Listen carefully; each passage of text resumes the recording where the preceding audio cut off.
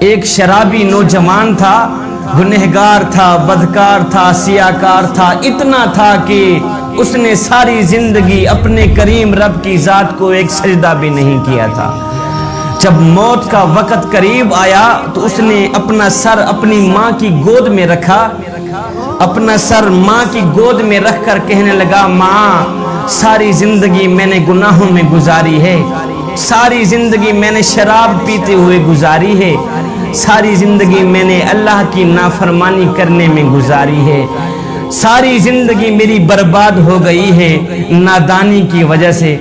ماں میرا موت کا وقت قریب ہے، میں مر گیا تو اپنے مرشد کے پاس جانا، سفارش کرانا کہ وہ میرا جنازہ آ کے خود ہی پڑھائے گا۔ صاحب ظاہر ہے کہ مرشد جب جنازہ پڑھانے کے لیے آئے گا تو 4 بندے بھی اس کے ساتھ ہوں گے، نہیں تو میرا جنازہ کون پڑھے گا؟ میں تو اتنا گنہگار ہوں، بدکار سیاکار ہوں، میں نے ساری زندگی شرابیں پیتے ہوئے اللہ کی نافرمانی کرتے ہوئے گزار دی۔ اللہ اکبر۔ ماں اٹھی گئی اپنے مرشد حضرت حسن بصری کے پاس، جا کر کہنے لگی، میرے مرشد میرا بیٹا موت کے قریب ہے، تو وہ کہہ رہا ہے جب میں مر جاؤں تو اپنے مرشد کو کہنا کہ وہ آ کے میرا جنازہ پڑھائے گا۔ حضرت حسن بصری کہنے لگے، مائی وہ مر گیا تو میں اس کا جنازہ نہیں پڑھاؤں گا، اس نے ساری زندگی شرابیں پیتے ہوئے گزاری ہیں، ساری زندگی وہ مسجد کے قریب بھی نہیں گیا، ساری زندگی اس نے اپنے کریم رب کی ذات کو ایک سجدہ کرنا بھی گوارا نہیں کیا، میں اس کا جنازہ کیسے پڑھا سکتا ہوں؟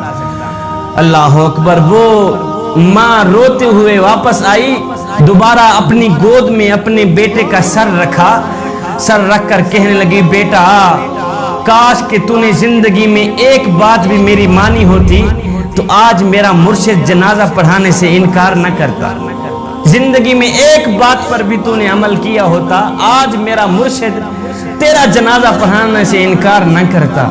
میرا مرشد کہتا ہے کہ اس نے ساری زندگی اللہ کی نافرمانی میں گزاری ہے، شرابیں پیتے ہوئے گزاری ہے، میں اس کا جنازہ نہیں پڑھاتا۔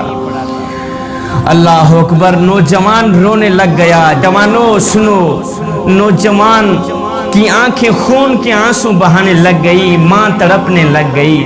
نوجوان نے کہا، اماں جی ایک بات تو بتائیں۔ ماں کہنے لگی، جی بولو بیٹا، کیا کہنا چاہتے ہو؟ نوجوان نے کہا، ماں مجھے اتنا بتا دے کہ میرے گناہ زیادہ ہیں یا میرے کریم رب کی رحمت زیادہ ہے؟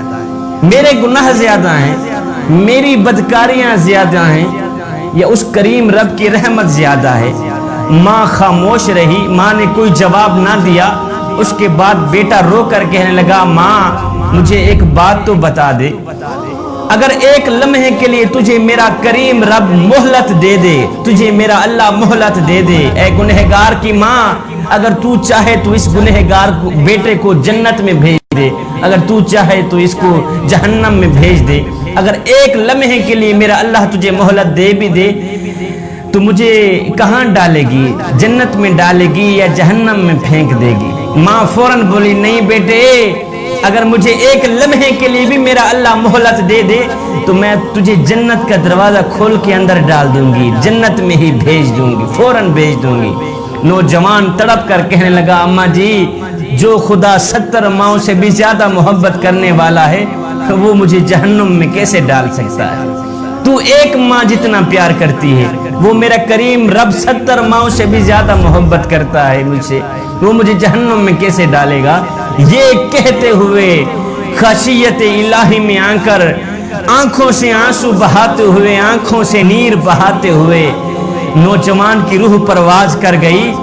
ادھر ماں رو رہی تھی، دوسرا کوئی رونے والا نہیں تھا بیٹے کو، ادھر کسی نے دروازے پہ آ کے دستک دی۔ ماں نے جب دروازہ کھولا تو سامنے مرشد کریم نظر آئے، حضرت حسن بصری نظر آئے۔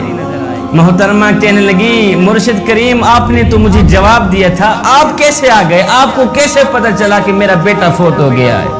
مرشد کریم کہنے لگے، محترمہ جی جب تو میرے پاس آئی تھی اس وقت میں سونے لگا تھا، میری آنکھ لگی، خواب میں کسی کہنے والے نے کہا، میاں تو سویا ہوا ہے اور میرے یار کا جنازہ کون پڑھائے گا؟ حسن بصری تو یہاں پہ سویا ہوا ہے، ادھر میرا یار مرا ہوا ہے، میرا دوست مرا ہوا ہے، جا میرے دوست کا جنازہ پڑھا کیا۔ ہے ادھر ندامت کے دو آنسو بہے تھے، ادھر ندامت اور شرمندگی خشیت الہی میں آ کر آنکھوں سے دو آنسو بہے تھے، ادھر بخشش کا فیصلہ ہو گیا تھا، ادھر مغفرت کا فیصلہ ہو گیا تھا، ایک آنسو کی مار تھی، سارے کے سارے گناہ معاف کر دیے گئے۔